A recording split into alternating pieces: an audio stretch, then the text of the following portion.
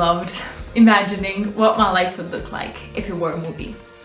Stepping on the street, listening to the Walking Like a Badass playlist. We've all done this at some very confident point in our life. And why wouldn't we? I mean, it's so nice to feel like the main character of your life story for once, even if it is just for 5 minutes within a short film.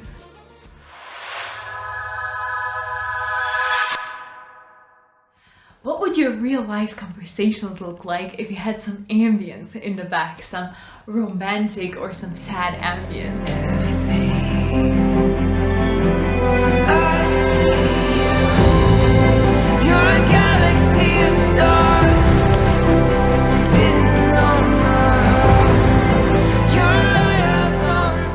Completely different, so here's how to do it. Alright, now regardless if you're an aspiring filmmaker, you're just starting out, or you're just doing this for fun, you can do it. Just remember that. And here's how. You just need a couple of things. This light is too harsh here, but I don't have any fuse. I'm gonna pretend it's not. I could put a piece of paper or this. Okay, so this isn't really the best option. This is without. Without. When you don't have resources, you make, you invent. You just need a couple of things, and we'll keep it simple. Let's start super simple.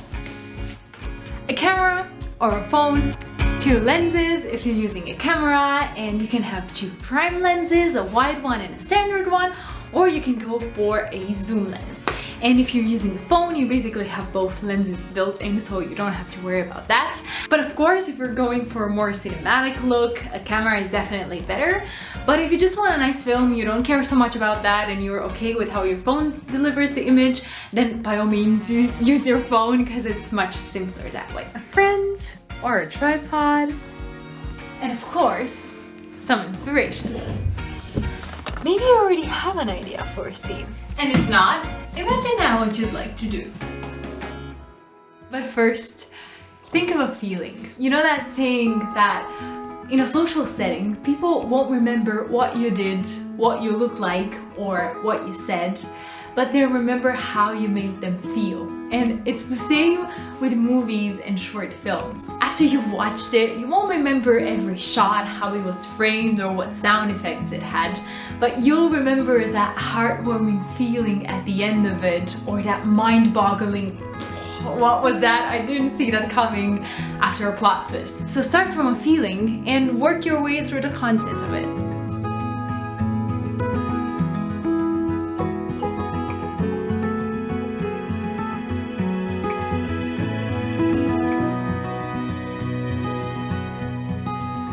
Are you going for a sad, melancholic vibe, or do you want a happy and eccentric film? It always helps me to do a mood board in advance to see overall what vibe I'm going for, and if what I'm imagining can be done with the resources I have. And now that we have a feeling, let's pick a song. And the song choice is, for me, the most important one. I sometimes spend days to weeks trying to find the perfect song that perfectly matches the mood I'm going for. So take your time with that, because there are so many amazing songs out there. And once you have the song, things will just start to flow more easily, because now you have the rhythm and the pace. So put the song on repeat and listen to it in your headphones, and just start imagining the scenes and let everything unfold in front of you. And don't restrict yourself to something. Just go with the flow and let your thoughts fly, and you'll see how ideas will come flooding. Next up, location. Do you want your environment to be maybe your house, or your school, or university, or a metro station, or do you want to be outside in open air? Let's do an example now, and to keep it simple, film on a sunny day if you're going for a more happy, eccentric vibe, and wait for a cloudy day if you're going for a more moody, melancholic, maybe sad film. And of course, you can also do it the other way around. It's not at all necessary to wait for a day or the other, but for the sake of this example, and if you're just starting out, maybe it's more helpful to start like this. Now this is where it gets fun. So let's do a little experiment with two polar opposite feelings and a transition between the two. So we're gonna start from a sad and melancholic mood in our little experiment, and we're gonna make our way to the happy eccentric one by choosing the right music and planning and framing our shots accordingly so that we can give this feeling to the audience that we're trying to portray in our little film. So let's see if this works.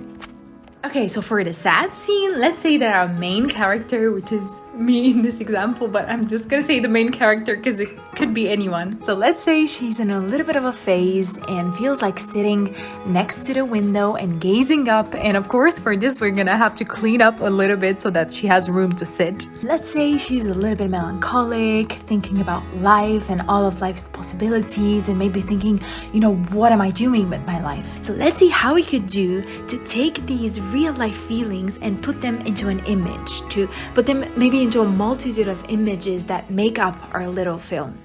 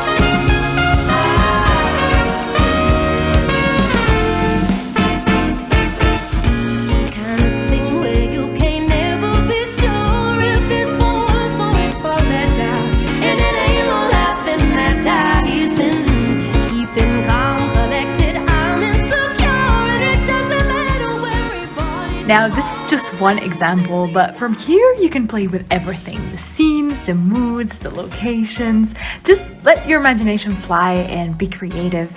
And if you're looking for inspiration, movies and YouTube short films are always full of amazing ideas. And Pinterest can also help you with inspiration if you just type in filmmaking, cinematography, or whatever it is that you're looking for. And remember to have fun with it, right? Because this is why we're doing it in the first place. And a little tip would be to film every shot from 2 different angles, because that gives you a little bit more variety when you're editing, and it also makes your film a little bit more dynamic, just like I did here in this example. And just a little extra tip, it just came to my mind right now, and I feel like this is so underrated, but always put a little bit of extra work when you're doing like a short film and setting it up. And I feel like sometimes we can get lazy because, I mean, if it's not something that you do professionally, it's not worth like spending another half an hour setting up a shot. And maybe you're not gonna do the next Oscar-winning movie, but it makes such a difference. Like, that's what makes the difference between a good short film and an average short film. And I can assure you that when you're looking at the creators you admire, they all put in a little bit of extra work, and that's what makes their films so engaging and so beautiful, and you can't stop watching, and they're so inspiring. And maybe they inspired you to watch this movie to start on this path, because the beauty is in the small details that maybe no one notices at first, but they add up to the picture. They add up to that feeling of like, oh my god, this film is so cool, I want to do something like this. This is so inspiring. So always put a little bit of extra work in that. Just quick tip.